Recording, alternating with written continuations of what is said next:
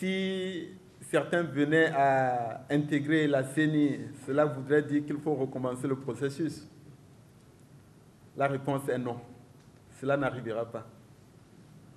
Non seulement parce que les activités et les opérations qui sont menées le sont de manière conforme à la loi, conforme aux décisions de la CEDEAO, mais ces activités, ces opérations mettent en jeu d'énormes ressources financières, matérielles et logistiques et humaines.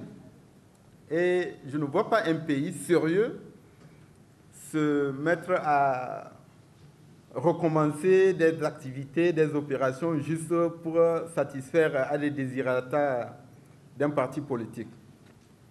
Je ne vais pas m'étaler sur là-dessus.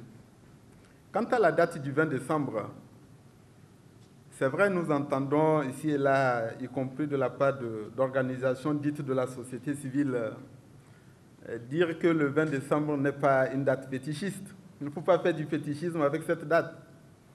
Mais nous avions eu l'occasion, lors d'une interview, de dire que cette date a été fixée de manière solennelle par une conférence ordinaire des chefs d'État et de gouvernement. Et nous nous inscrivons pleinement et scrupuleusement dans le cadre des décisions de la CEDEAO et nous allons agir pour que toutes les décisions, y compris l'organisation des élections législatives le 20 décembre, puissent être réalisées.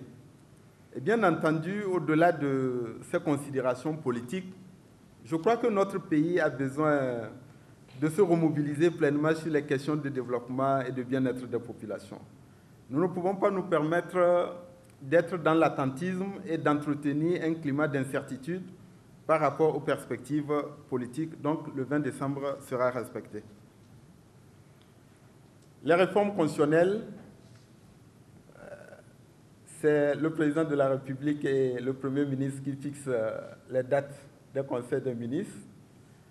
Et donc, nous n'avons pas qualité ici pour vous dire à quelle date le Conseil des ministres se réunira et quel sera l'ordre du jour. Mais vous pouvez être certain d'une chose, que toutes les décisions et recommandations de la CEDEAO, y compris celles relatives aux réformes constitutionnelles, seront scrupuleusement et rigoureusement respectées. Il n'y a pas de doute à entretenir. En ce qui concerne le gouvernement et sa majorité, tout sera mis en œuvre. 1.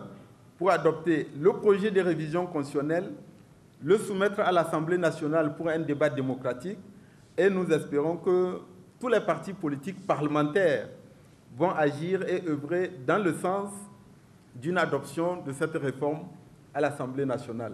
C'est notre souhait, c'est ce que les décisions de la CEDEAO disent, mais s'il devait y avoir une situation imprévue ou différente de notre espoir, on avisera et nous agirons toujours dans le sens des décisions de la CEDEAO et des possibilités permises par le Code et la Constitution togolaise.